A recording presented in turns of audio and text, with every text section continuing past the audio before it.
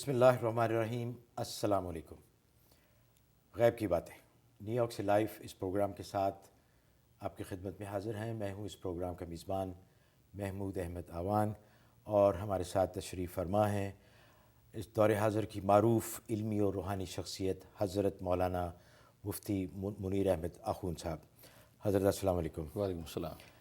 हज़रत पाकिस्तान की मशहूर मारूफ़ इल्मी दरसगाह जामिअतुल उलूमुल इस्लामिया बिनौरी टाउन से सनद याफ़्ता हैं और आपकी खुशकिस्मती है कि आपने भी अपने दौरे हाज़िर की बहुत ही मारूफ़ और मशहूर अज़ीम इल्मी और रूहानी शख्सियात से इस्तिफ़ादा किया है। और हमारी भी खुशकिस्मती है कि हर इतवार हज़रत तशरीफ़ लाते हैं और आपसे उनकी बातें होती हैं। आप लाइव कॉल्स के ज़रिए अपने मसाइल, चाहे वो दीनी हों, चाहे वो शरई हों, रूहानी हों, मुआशी हों, मुआशरती हों, आप उनका हल उनसे पूछते हैं और पूछते हैं उनसे आपके अपने ख्वाबों की ताबीर। तो हमारे लिए बहुत ही खुशकिस्मती का मकाम है कि हज़रत हर इतवार को तशरीफ़ लाते हैं और हम इनके अनवारात से मुस्तफ़ीद होते हैं। हज़रत कैसे हैं आप? अल्हम्दुलिल्लाह खैरियत है? अल्लाह के एहसान है। ठीक। हज़रत आजकल अजीब एक पुरआशोब सा एक दौर है। अपने चारों तरफ अगर नज़र दौड़ाएं तो बदअमनी फैली हुई है, हर जगह परेशानी है, लूट खसूट है और जंगो जदल का एक बाज़ार कायम है।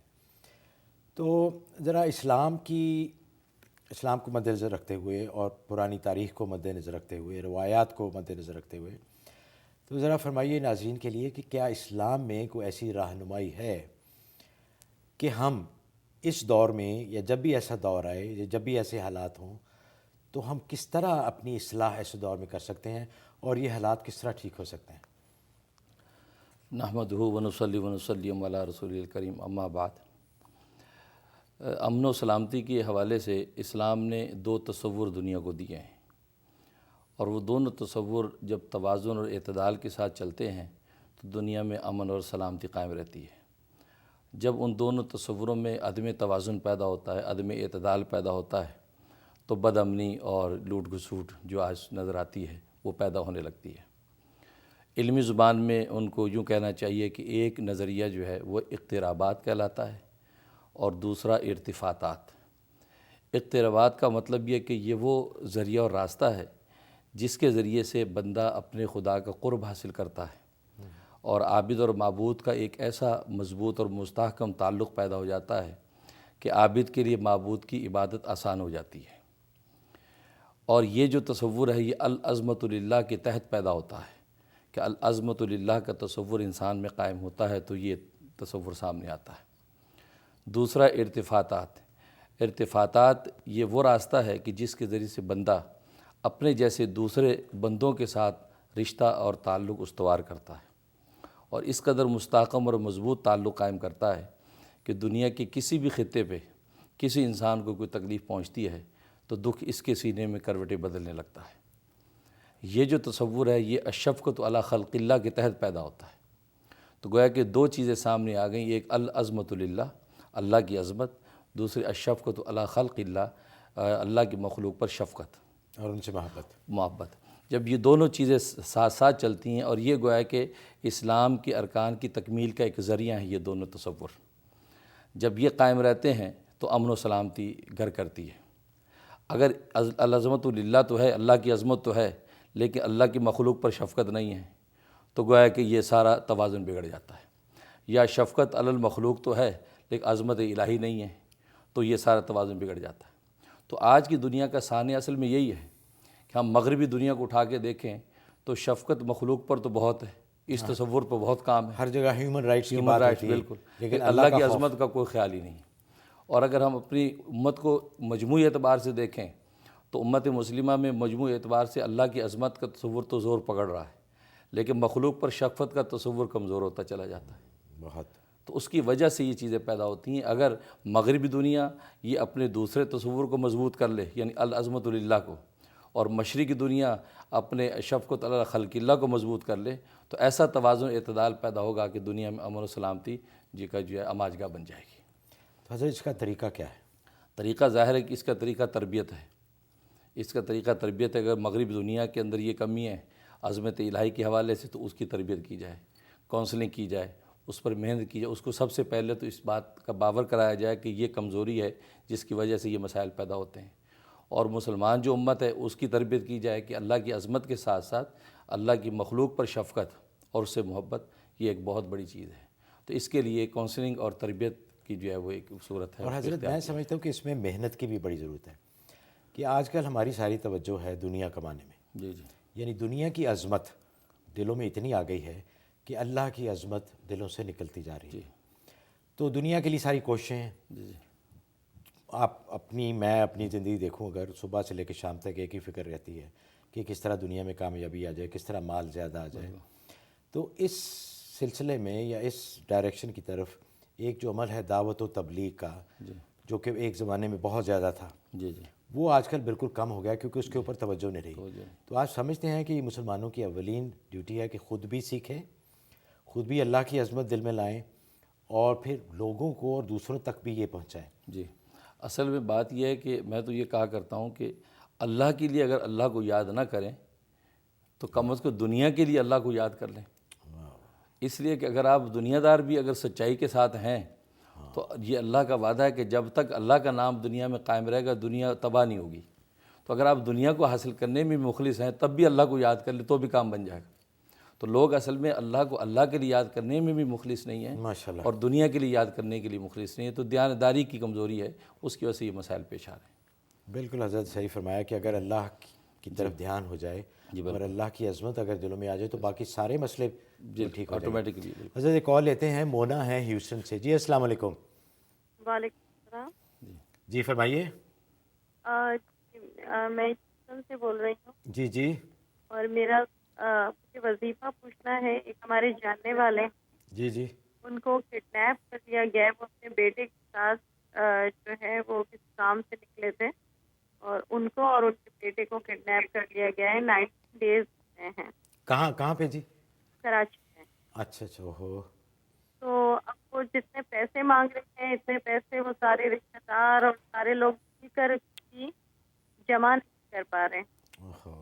کوئی ایسا وظیفہ آپ بتا دیں کہ جی انشاءاللہ، جی آسانی ہو جائے۔ جی انشاءاللہ، بہت بہت شکریہ آپ کو۔ جی حضرت یہ تو آج کل بڑی ایک بیماری پھیل گئی ہے پاکستان میں خاص طور پر، کہ یہ جو کڈنیپ کر لیتے ہیں پیسے کے لیے اور کوئی ان کے دل میں کوئی رحم نہیں آتا، بچوں کو کر لیتے ہیں، بڑوں کو کر لیتے ہیں، فیملیز پریشان ہیں۔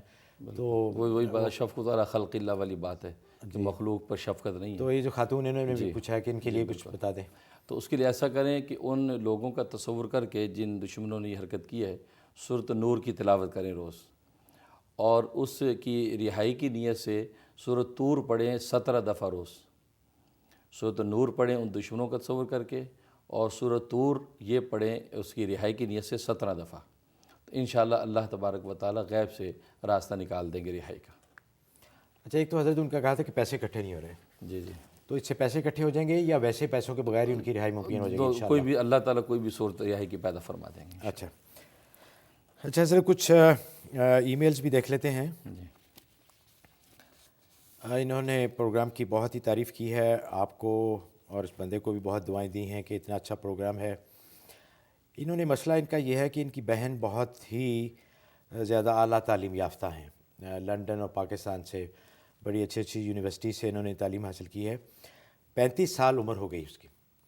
تو فرماتی ہیں کہ رشتے بہت آتے ہیں لیکن کسی نہ کسی وجہ سے کوئی بات پائے تکمیل تک پہنچتی نہیں، والدین بھی بہت پریشان ہیں اور یہ خود بھی پریشان ہے، اور درخواست کی ہے کہ کوئی عمل ایسا بتائیے، وظیفہ بتائیے کہ ان کا کوئی جو رشتے آتے ہیں ان میں سے کوئی بات اچھی جگہ ٹھہر جائے۔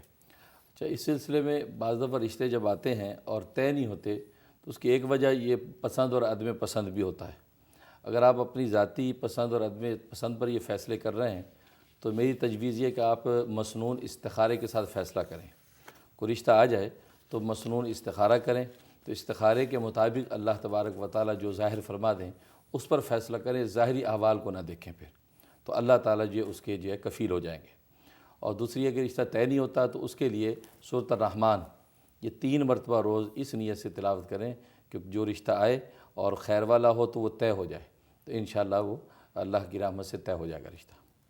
اچھا سر، بہت دفعہ استخارے کا ذکر آیا اور ہم نے پچھلے ایک پروگرام میں کہا بھی تھا کہ ہم اس کے اوپر تو ذرا مختصراً کوئی مسنون طریقہ فرما دیجئے استخارہ کرنے کا۔ استخارے کے حوالے سے یہ کہ صحیح بخاری کی حدیث ہے کہ سرکار دو عالم صلی اللہ علیہ وسلم کا ارشاد ہے کہ جب کوئی اہم کام درپیش ہو، مثلا نکاح کا معاملہ ہے یا سواری خریدنے کا معاملہ ہے یا زمین مکان لینے کا معاملہ ہے، تو اہم کوئی بھی امر ہو تو اس کے لیے فرمایا کہ مسنون استخارہ کریں۔